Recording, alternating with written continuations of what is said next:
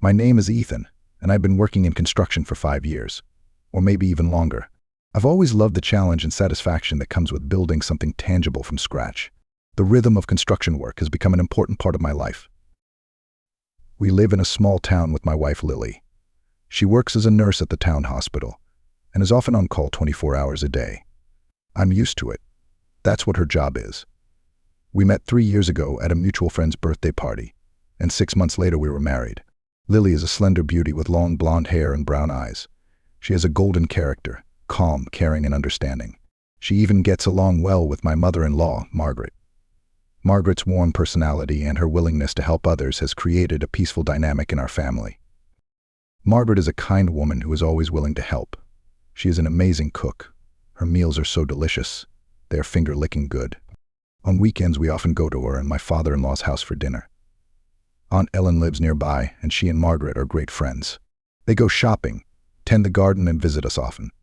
Their friendship is a testament to years of shared memories and mutual support, a bond that adds richness to our family gatherings. Both Margaret and Aunt Ellen are elegant women, always well-groomed. Ellen's husband, Uncle Greg, now an elderly man, works alongside my father-in-law. They have been family friends since their youth. Greg often jokes that Ellen is like a fine wine that only gets better with age. She is about 5 years younger than Margaret and takes pride in her appearance, even when she is just out in the yard. Their stories of their youth often light up family dinners, filling the air with laughter and nostalgia. I remember one scorching July day when the city was baking in 95-degree heat. The asphalt felt like it was melting and all the air conditioners were working overtime. Lily had gone to the hospital for a long shift because of an epidemic that brought a wave of patients.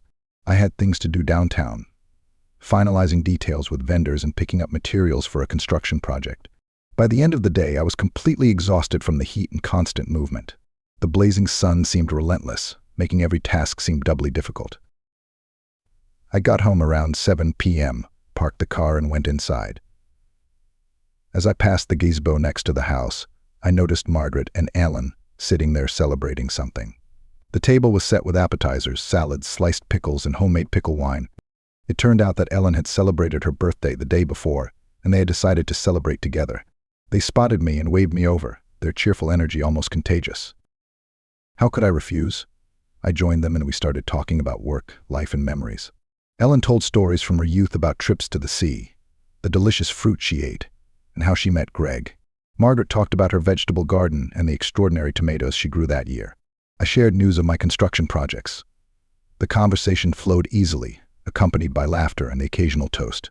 Time flew by, and before I knew it, the sun had set. The scent of lime and jasmine wafted in the warm evening air, lending a dreamy character to the gathering. I had a couple glasses of juice, and the atmosphere was light and relaxed. When it was time to leave, Margaret suggested that I walk Ellen home since it was getting dark.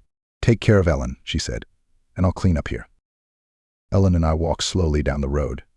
She was wearing a light summer dress that gave off a subtle, sweet perfume scent. Her laughter and casual remarks made this short walk pleasant. The streets were quiet, broken only by the distant chirping of crickets. When we reached her house, she fiddled a little with the keys, her hands trembling slightly. Once inside, she sat down on a bench in the hallway and smiled. "Don't go yet," she said. "Stay with me for a minute." The apartment was warm and stuffy with the windows closed. Her perfume seemed stronger in the enclosed space, and I felt slightly dizzy, perhaps from the wine or the lingering heat. As I sat next to her, she suddenly reached out and ran a warm hand over my shoulder. "It's so hot," she murmured, noticing that my shirt was sticking to my back.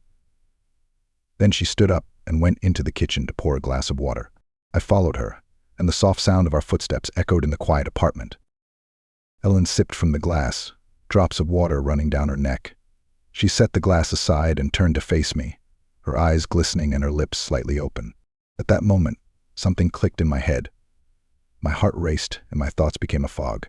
All I remembered were her lips, her hands, and the sensation of her dress slipping to the floor. My shirt followed. It all happened quickly, in the kitchen, to the quiet hum of the fan and our ragged breathing. The moment was intense and fleeting, a whirlwind of sensations. Afterward, Ellen simply said, "You should go. It's getting late."